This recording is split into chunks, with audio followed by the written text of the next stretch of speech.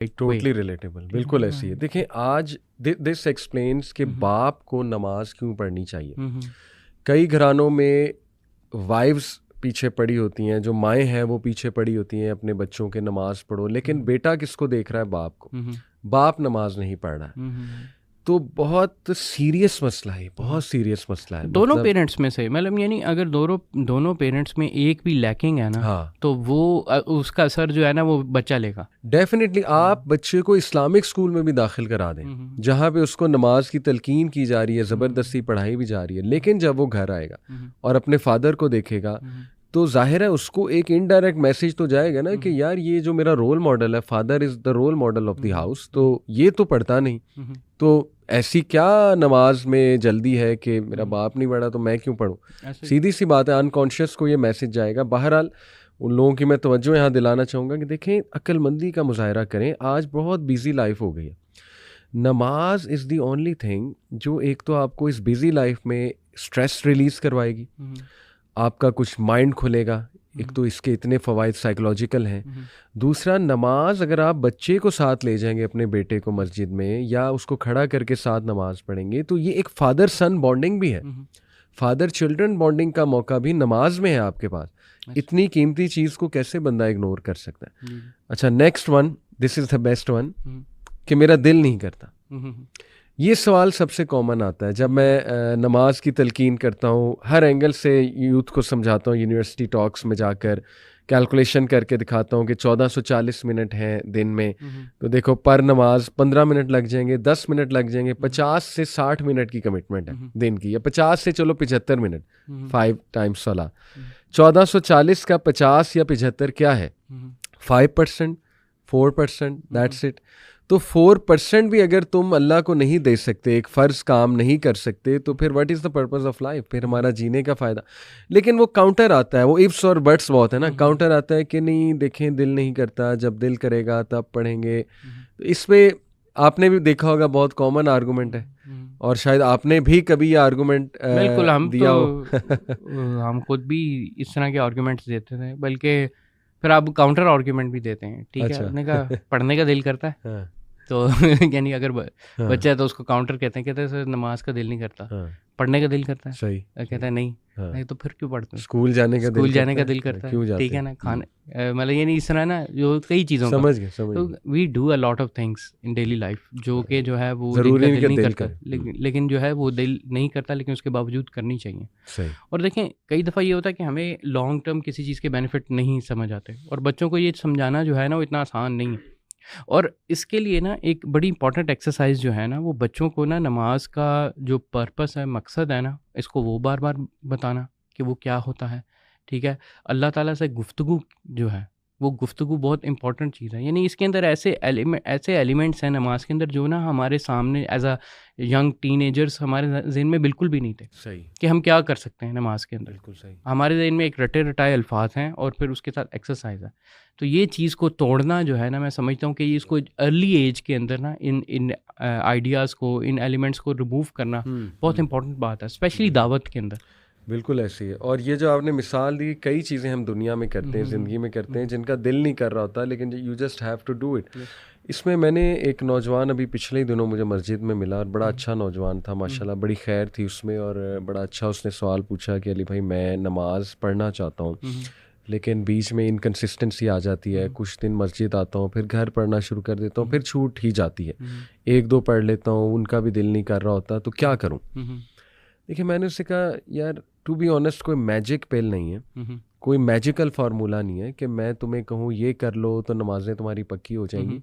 ये सवाल बिल्कुल इसी तरह है कि तुम मुझसे पूछो कि अली भाई जिम जाने का दिल नहीं करता, तो देखिए मैं क्या आंसर करूँगा, जनरली मैं क्या आंसर करूँगा कि यार force yourself, come on, get discipline, get into shape. उसके फ़वाइद जहन में लाओ जिम जाने के, किसी दोस्त को साथ मिला लो जो तुम्हें जिम ले जाए, कोई पार्टनर साथ रख लो, कोई रिमाइंडर्स लगा लिया करो कि मैंने जिम जाना है, ऐसी वीडियोस देख लिया करो जिससे यही तरीके है ना, करना पड़ेगा। इसीलिए तो ये नफ्स के ख़िलाफ़ जिहाद है, नमाज पढ़ना, इसके लिए सब्र चाहिए, इसके ख़िलाफ़ नफ्स के ख़िलाफ़ जिहाद करनी पड़ती है, और इसीलिए इसका रिवॉर्ड है। जन्नत आसान तो नहीं है। देखिए, ये ऐसी है कि एक बंदा कहे जी कि मैं जिम में एंटर हुआ और बीच में कोई मशीन नहीं आई और एग्जिट हो गया और बॉडी बन गई। ऐसा कैसे हो सकता है? दुनिया में आप आए हैं तो मुश्किलात आएंगी, आपको डिस्ट्रैक्शंस आएंगी, उन डिस्ट्रैक्शंस के खिलाफ जिहाद करके ही तो नमाज पढ़नी है। ऐसे ही तो कोई मैजिकल फार्मूला नहीं है, मैजिकल किसी भी चीज़ का। आप अगर कोई स्किल एक्वायर करना चाहते हैं, आप प्रोग्रामिंग की स्किल एक्वायर करना चाहते हैं, आप कोई कारपेंट्री की स्किल एक्वायर करना चाहते हैं, आप you have to go through the process. बिल्कुल सही। अगर आप वो करेंगे, वो रिफाइनमेंट करेंगे, फिर ही उसका एंड रिजल्ट आपके सामने आएगा और फिर उसी चीज़ें से दिल लगी होगी। और याद रखना चाहिए कि कोई भी एक्शन जो होता है इंसान का, that is motivated by 2 factors, either hope and दूसरा है फियर। ज़बरदस्त। ठीक है, अगर एक चीज़ आपको होप दिलानी चाहिए तो समटाइम्स चले होप हमारा मोटिवेटर नहीं बनती, स्पेशली उन लोगों के लिए जिनके लिए वो फॉर एग्जांपल हमेशा कोई ना कोई पॉजिटिव चीज़ ढूंढ रहे होते हैं कि भाई ये पॉजिटिव है।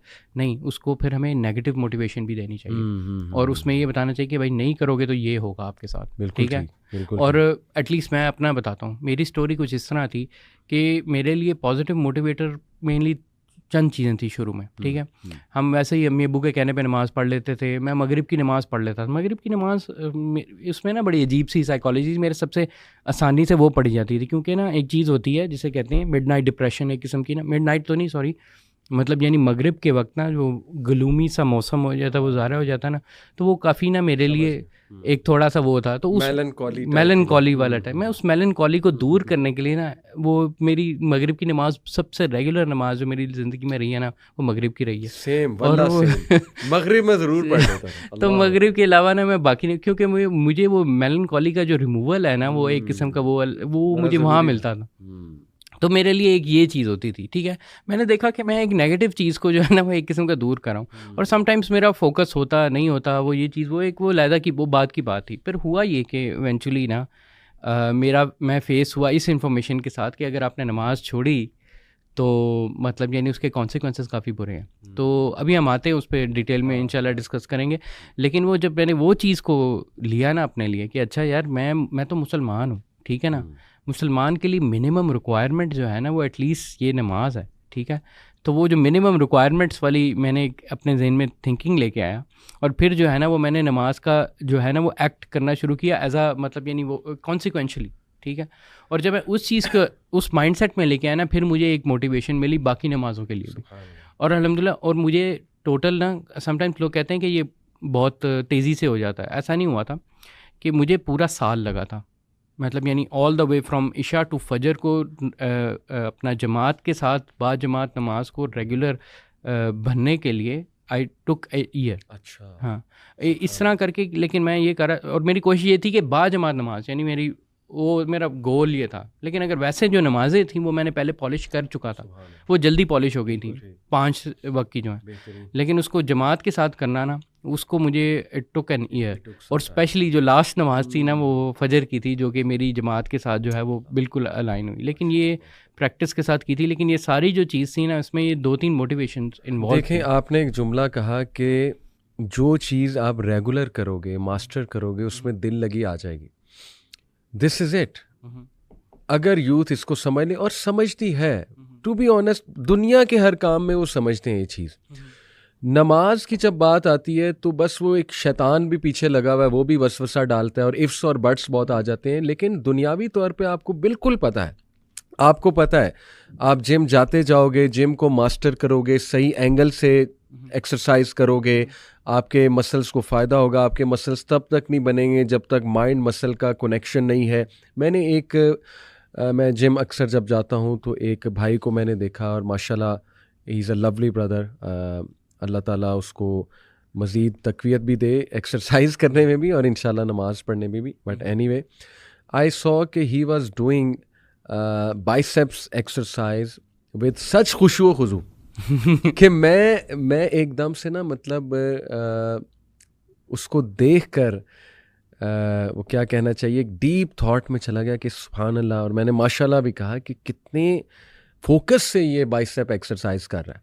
लेकिन टेक्निकली आप देखें, जिम की जितनी भी एक्सरसाइज है ना, वो पेनफुल है। हाँ, ठीक है ना, but you have to take that pain. मुझे याद है कि मैं जब जिम गया था ना फर्स्ट डे, उस ट्रेनर ने मुझे बताया कि आप इसको ये ना सोचें कि आपने मतलब यानी ये आपका कोई गोल है, आपने पतला होना है, मोटा होना है, जो मर्जी होना है, ये इसके बाद जो आप छोड़ देंगे, इसको समझे कि ये अब आपका लाइफस्टाइल है। क्या बात है। ये आपका लाइफस्टाइल, दिस इज इट, ये mindset, this is your lifestyle, इसके बगैर आप मर जाएंगे। हाँ, तो उसने वो जो माइंडसेट बनाने की कोशिश की ना शुरू में, कि इसको अपना लाइफस्टाइल बनाए कि जी ये जिम आना जो है एक बंदे को वैसे ही चाहिए, उसकी हेल्थ का जो है हिस्सा है, और बेशक उसमें पेन होती है, तो फिर हम ना वो इस तरह की मोटिवेटेड किस्म की जो है ना वहाँ पर बहुत ज़्यादा एक दूसरे को सेंड करते थे, जैसे नो पेन नो गेन, ठीक है ना, और ये वाली चीज़ें।